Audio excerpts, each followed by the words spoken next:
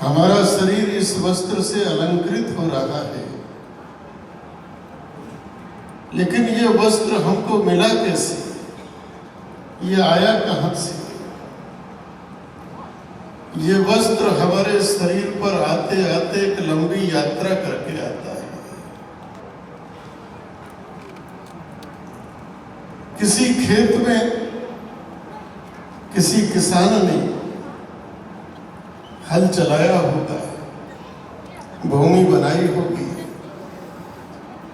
खाद डाला होगा, पानी डाला होगा, परिश्रम किया होगा और एक कपास का बीज डाला होगा। उसका परिश्रम लगा होगा,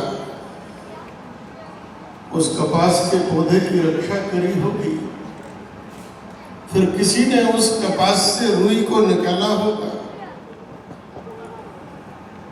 फिर किसी ने उस रुई से जो कपास से निकलती है बिनौले को अलग किया होगा, फिर उस रुई को किसी ने धुना होगा, धुनने के बाद उस रुई को चरखे में किसी ने चलाया होगा,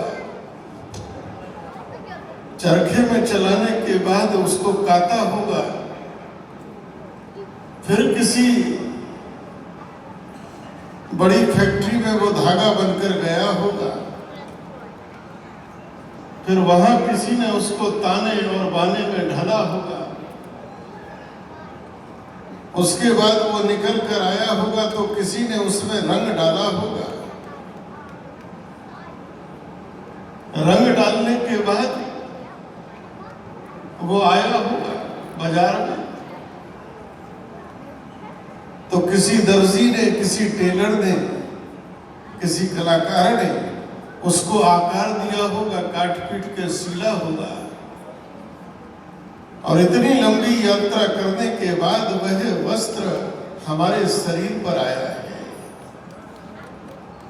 अगर हम यह केवल कहें कि हमने पैसा दिया, रुपया दिया, हमारे पास रुपया था और हमने रुपये से वस्त्र लिया, तो ये गलत है। ये वस्त्र एक लंबी यात्रा करके आया है।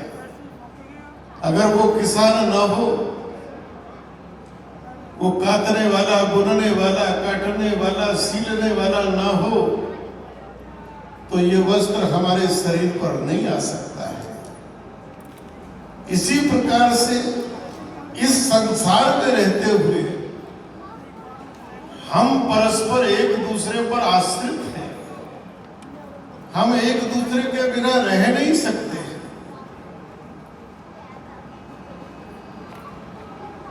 और इसीलिए भारतीय संस्कृति का संदेश है कि पूरा विश्व एक परिवार है, वसुधैव कुटुंबकम। और भारतीय संस्कृति कहती है, अरे नफरत छोड़ो, मुस्कुराना सीखो। भारतीय संस्कृति में ईशावास्यम उपनिषद कहता है, तेन त्यक्तेन भुंजितः, जिसने त्यागा उसी ने भोगा है। मैं एक छोटी सी लघु कथा सुनाकर बात पूर्ण करता हूं। दो व्यक्ति थे, एक संग्रह में विश्वास करता था, पकड़ने में विश्वास करता था, और एक त्याग में विश्वास करता था। दोनों को एक दिन जाना पड़ा, नदी आ गई, नाव से पार जाना है। तो जो जोड़ता था, वो तो नाव वाले ने कहा कि 10 पौंड लगेगा, पार उतारूंगा। उसने कहा ठीक है, लो। लेकिन जो त्याग करने वाला था, वो बेचारा खड़ा है, उस पर तो 10 पौंड नहीं है, वो कैसे जाए? तो उसका जो साथी था, उसको दया आई, उसने कहा कोई बात नहीं, मैं देता हूं, बैठो नाव में। बैठे, दोनों पार चले गए। अब जो संग्रह करने वाला है वो कहता है, देखो तुम त्याग करते रहते हो, अगर आज केवल त्याग पर रहते तो तुम पार नहीं जा पाते। मैंने तुम्हारा भाड़ा दिया है। वो कहता है बंधु, तुम भी अगर त्याग ना करते, अगर रखे रहते, तो तुम भी पार नहीं जा पाते। मैं भी पार गया हूं और तुम भी पार गए हो, तो केवल त्याग के कारण गए। तेन तकते न भंजिता।